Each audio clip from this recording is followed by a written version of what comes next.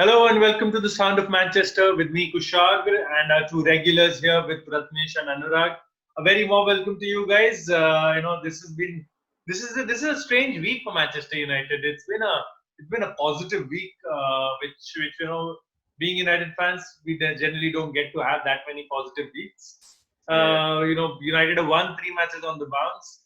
The victory at Goodison Park, they crawled over the line versus West Brom and an impressive first half, at least against Istanbul Basaksehir or Basaksehir. I'm sorry for the pronunciation. I'm not entirely yeah, sure it's okay. there. We don't have to deal with it anymore. Basak Yeah, Shahir. and It's fine.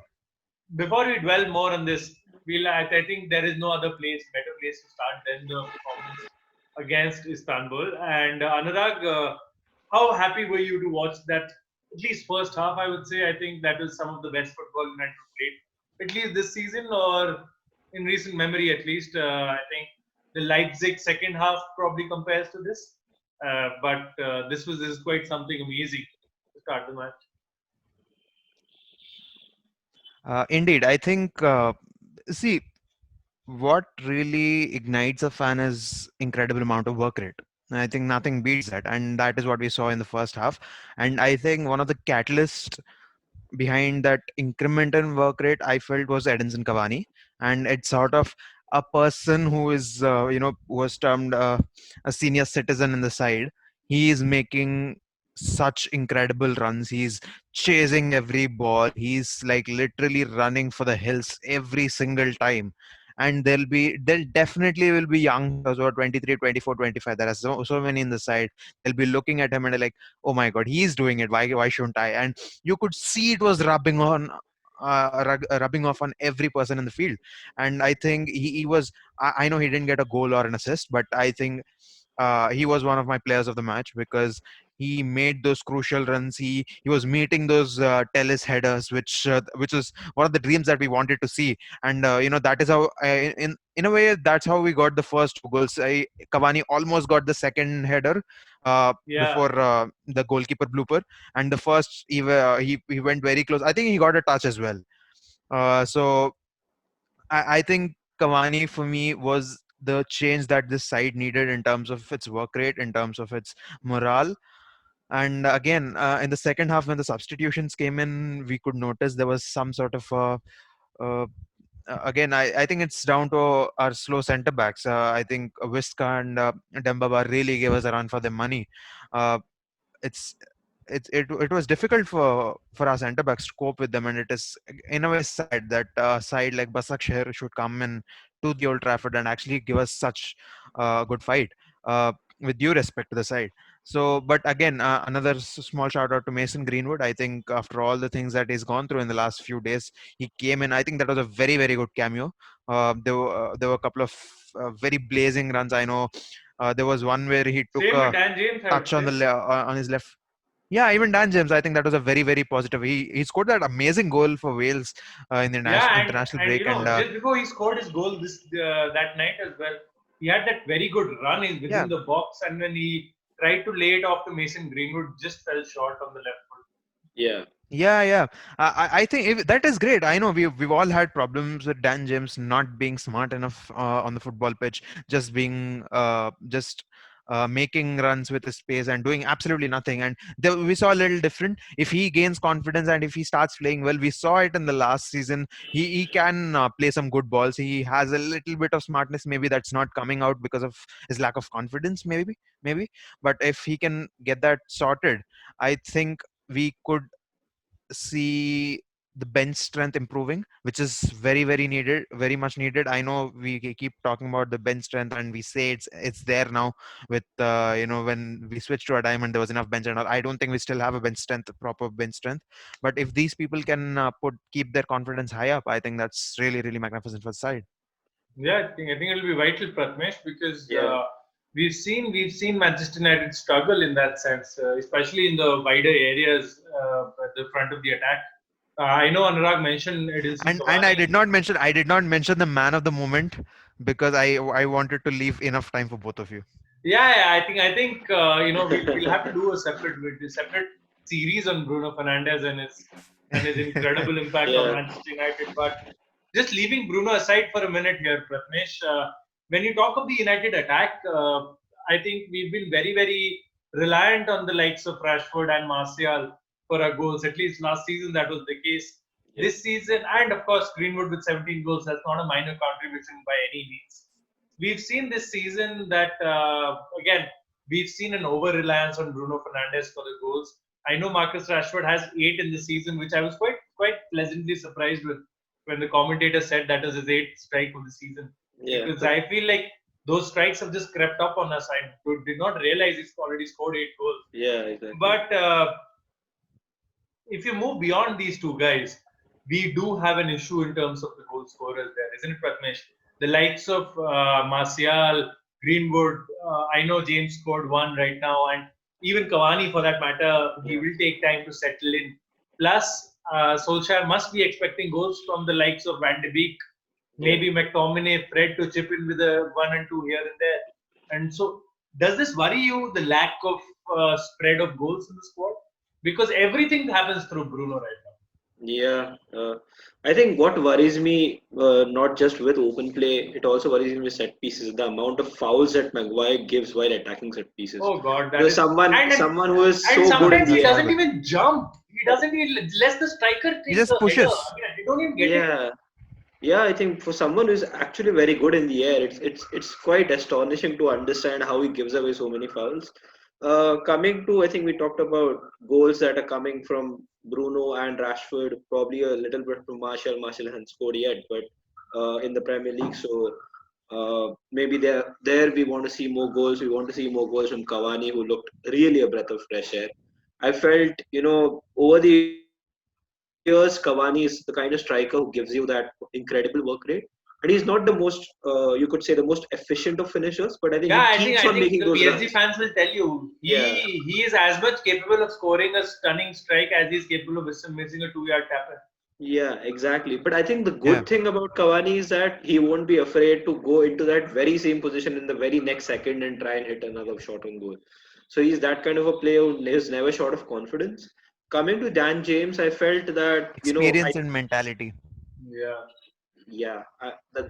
That's kind of South American fighters mentality that probably he brings on with Cavani. Yeah. With Dan James, I felt that Adama Traore before the start of the last season went through a session with a mental therapist as well as his coach, wherein Adama Traore's pace, which was at 100%, which he used to try to run at 100%, the mental therapist just said that you reduce it to 80, 70, probably even 80, 85, so that your mind is little more clear. So what happens when you run at full tilt, your mind sometimes just processes the full tilt in itself and not able to think openly.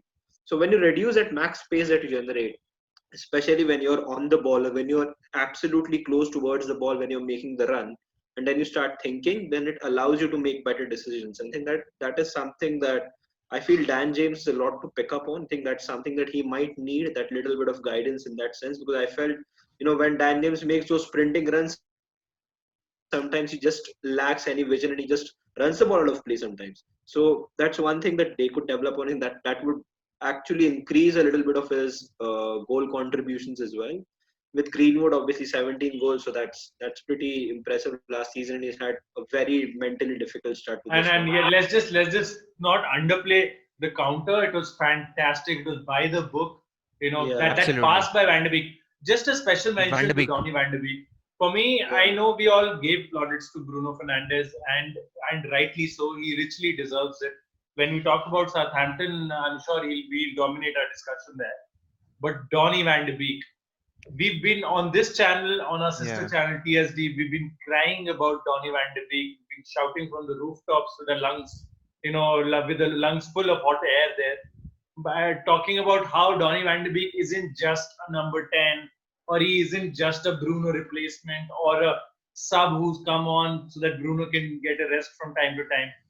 We saw Donny Van de Beek play at number 6 day before yesterday, and we saw him excel in that position. Yeah. For me, he was better than Fred. For me, he was more efficient than Fred. And when the ball went to him, I didn't feel nervous. I knew there is there is this assurity in play with Donny van de Beek that I'm sure both of you also sensed. Made a couple When of the good ball tackles. goes Which is to not him, there with McTominay. You feel not scared at with all. McTominay. Not at all. When McTominay receives the ball, I saw a couple of times in the center of midfield. I don't know if you guys noticed that. Donny van de Beek was facing his own goal. He's receiving the ball, but his first thought in his head is how do I play it forward? Yeah. And couple of times he deceives the guy who's marking him by letting the ball roll past him. Something what Herrera used to do, if you remember. He Yeah. used to fake this and go back and then pass it again back there. Yeah. Donny van de Beek didn't pass it back there. He kept on passing it back there only, but he double faked the guy. And he did it twice. Yeah. Now, I'm not trying to pinpoint Scott McTominay here, but he just doesn't have the technical ability to do that. Doesn't have the physical ability to keep up with the play like Donny van de Beek can, and doesn't have the technical ability to look for the passes that Donny van de Beek can. Yeah. So after Bruno Fernandes, if there has to be a player who's for sure on the team sheet, it has to be Van de Beek because he complemented that particular formation so beautifully. I would be very disappointed in Solskjaer if Van de Beek now doesn't start the Southampton match. And talking about the Southampton match, Pratnesh, will start back with you only, and I'll come to Anurag a little while later. How do you see this match going? Because Southampton have had a very good start to the season, and we all know they will not sit back. They will attack, and they were unlucky to just get a draw the last time we played them. They probably should have won that particular match. United were hanging on towards the end there. Hasenhüttl, as Anurag often says, is his favorite manager for good reason as well. He's been working his wonders there at the South Coast. Southampton have been a force to reckon with this season. The last match that they played was a 1-1 draw away to Wolves. They got a fantastic record at home, but they'll be missing their talisman, that is Danny Ings. Pratnesh, any concerns, any nervousness going into this match? I think if there's any nervousness, which I have a lot of before going into this game, I think there is one man that completely destroys that nervousness. That man is the man we have tried to push forward and forward, but I just can't keep ignoring him anymore. Is Bruno Fernandes. I feel he's at one. He's like the most calming influence on the team, and he's aggressive. It's interesting how you say aggressive and calm in the same terms, but then that's what he does to you. He's positive aggression, right? Yeah, with him. Yeah, he's positive aggression, and I feel precisely. if you would rather be his teammate than be his opponent. Is that kind Of course, because he can. When He's he not scores just bangers like that, yeah. I mean, what do you do? and that would be outside of his right boot. That was like one of those dream FIFA strikes you have, My wherein goodness. it goes. That is just for good 5 minutes, I felt Paul Scholes was back on the pitch. And Oh well. So that's the kind of feeling that we got from Bruno. But also, I feel one part of his game that is picked a lot upon this time around is the lack of selfishness rather. I felt that he personally should have taken that penalty, but the kind of player that he is, he was ready to give it to Rashford. He was ready to give that pass to Cavani a few days back. But when it comes to decisive moments, I feel Bruno is the one who's always going to stand up. Like in the game against West Brom when United needed that goal. He knew that he was going to take it no matter what happened. Even if he failed once, he got the second one right. And had that been wrong, he would have got the third one as well, with the way the keeper was moving anyway. But I think he's that kind of a big moment player, big match player, probably every match player. But one of the things that really stands out in Bruno for me is that he's probably the only player, or I don't know whether I should say the only player, but yeah, definitely the only player who I feel he's the only Man United player walk into any team in the world, and he would walk into Sir Alex's best teams. That's the kind of mentality that he has. That he obviously has the quality. We have a lot of players in our squad that have quality, but the mentality, it's here, and I think he has that mentality. We've got a lot of players, as Goldbridge calls them, Duracell bunnies, right? Anurag, a lot of players who are the mentality champions of the club, but unfortunately, when it comes to technical skills and the ability on the pitch, they found lacking. When you talk about Bruno Fernandes, and forgive me, Southampton fans. I'm sure there are no Southampton fans watching our preview here, but forgive me if any Southampton fans are watching this preview and you think that we're way too obsessed with just discussing Manchester United here. But such has We been the totally are. season for United this time, and Yeah. But Bruno Fernandes, I mean, Anurag, this man defies description. I think that there has to be a separate category at this point. I would go so far as saying that he's the best player in the Premier League right now, and probably the best attacking midfielder At in this the point. world at this point, because Yeah. his statistics, uh, his Unbelievable. performances are unmatched. The moment you said he's the best player in the Premier League and the best attacking midfielder was, somebody rang a bell. Hmm. So you were talking about Southampton fans not minding this one. Obviously, they wouldn't mind this because they once had a player in the name of Matt Letizia who was just carrying them forward single-handedly almost for so Yeah, many I seasons. think So I it's think the they'd Tissier get this effect. more than anything else. Yep. So yeah, I think they get it more than anything else, and that is what Bruno Fernandes is doing in this. Uh, you know, a bunch which is so inconsistent on so many occasions, and there is just one player who's always stepping up, who's always pushing the morale towards the higher side. So what I found with Bruno Fernandes on in the other game was, I think.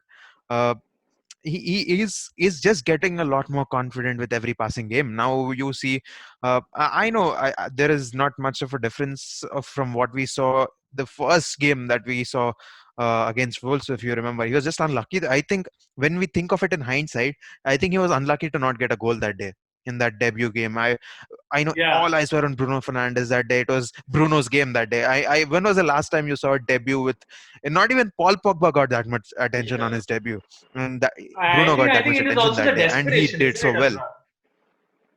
It was the Yeah, indeed, it desperation amongst totally the is. fans as well.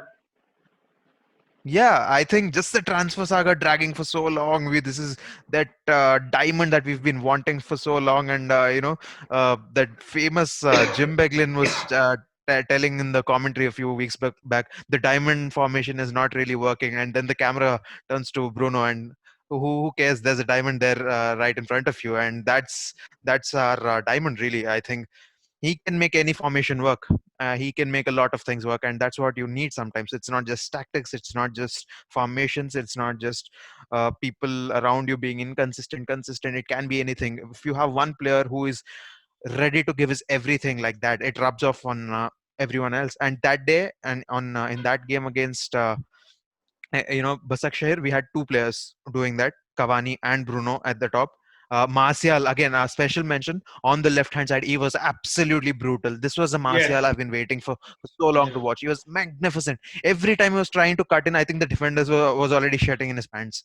He is unstoppable from that side, I think and I think that is what when we. when he glides on the left, it's almost as if he's got a Yeah, magnetic foot, and you the you ball know refuses you to you're leave. just getting on the edge of your seat like Yeah, this.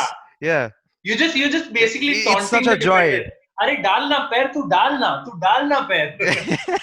Yeah, totally. I think in just that one particular skill, Martial is like leaps and bounds ahead of Rashford, just in terms of just cutting inside from that left That hand side. little, He does it so well. had Rashford scored that goal, I think he's done it. if you saw that run in the second minute, Yeah, he scores that. That becomes yeah, probably one of the Champions League goals of the season, because he Yeah. took it from the halfway line, kept on totally, dribbling totally, around players, totally. and just made a mockery of Istanbul. So Fabulous. That was superb.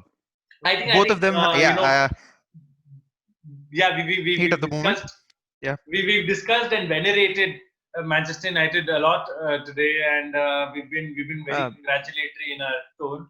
But such is the case because, yeah, as you know, the peaks and troughs with Manchester Yeah. United are quite high and quite deep. So you constantly find all three Let's of be us happy when we on can. Sound of Manchester tumbling through that process. yeah. And in that rumble and tumble, Pratmesh, what do you think will be the result on the South Coast at St. Mary's?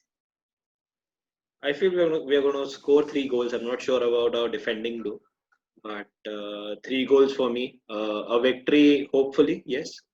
But that's the hope. Yeah, 3 goals. 3 goals would be a good evening, Anurag. Yeah. Yeah, totally. I think that's what I said in the TSD podcast as well, and pretty much I'm not really sure how our defense is going to cope. But one of the reasons I feel we are going to get this win is because Danny Ings is not there. I think our centre backs can take a big sigh of Sigh of relief. relief.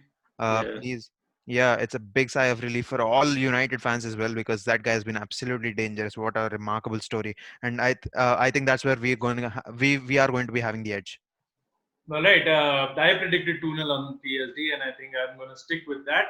Yeah, Though I don't think many of our TSD panelists had agreed at that point. There were all draws and losses all Yeah. around yesterday in our yeah, predictions. But let's hope Manchester United don't end up cocking this up, because as Bruno said the last time, that we had good performances against Paris and Leipzig, but we did not follow them up with performances in the Premier League, which is extremely vital.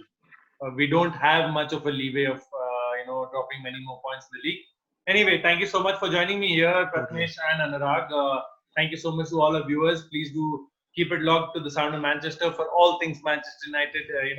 All the latest updates and news are up on the channel and will keep being put up in the future. Keep watching, keep subscribing and sharing. See you.